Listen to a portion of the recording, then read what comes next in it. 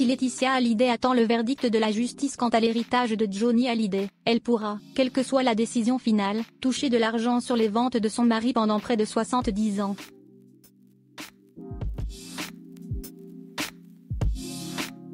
Laetitia Hallyday peut dormir tranquille. Depuis l'ouverture du testament de Johnny Hallyday, peu de temps après sa mort survenue le 5 décembre 2017, la veuve du rocker mène une bataille judiciaire et médiatique, contre Laura Smith et David Hallyday.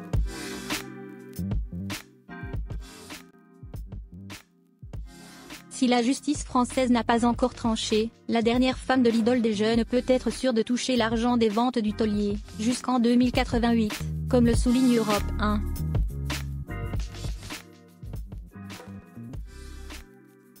En effet, en France, les droits d'auteur persistent au bénéfice des ayants droit pendant l'année civile en cours, ainsi que les 70 années suivant le décès de l'artiste.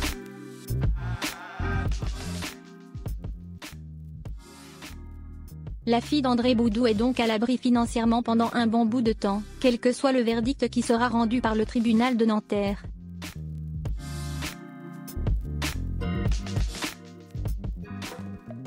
Une aubaine pour Laetitia Hallyday, qui continue de faire vivre l'œuvre de son Johnny.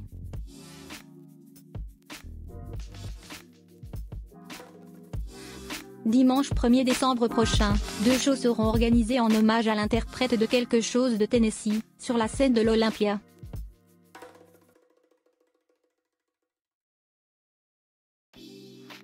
Par ailleurs, vendredi 25 octobre, Universal Music sortira Johnny, un album posthume qui n'est autre qu'une réorchestration symphonique de certains titres légendaires du chanteur décédé, à partir de bandes de sa voix.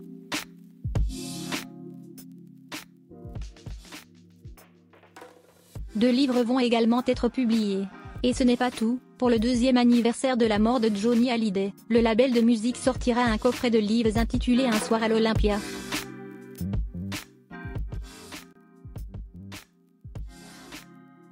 Puis, pour les fêtes de Noël, Universal ressortira une fréquence annuelle, tous les albums de la star, soit 44 au total.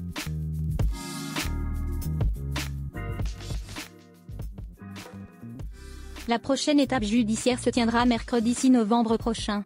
Si Laetitia Hallyday a renoncé à faire appel de la décision du tribunal de Nanterre qui s'est déclaré compétent pour régler la question de l'héritage de Johnny Hallyday, l'audience est maintenue au tribunal d'appel de Versailles.